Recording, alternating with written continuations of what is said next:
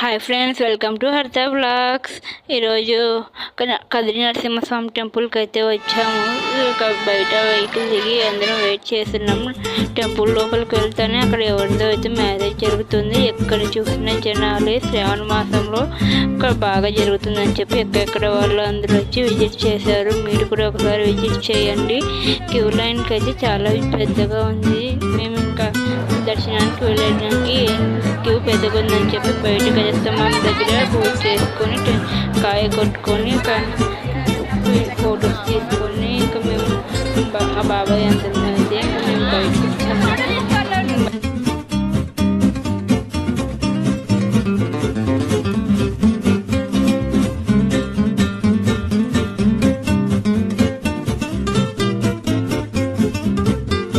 చూడండి ఇక్కడ ఎంత క్యూ ఉంది. వీళ్ళందరూ దర్శనం కోసం వెయిట్ చేసేవాళ్ళే. చాలా క్యూ ఉంది.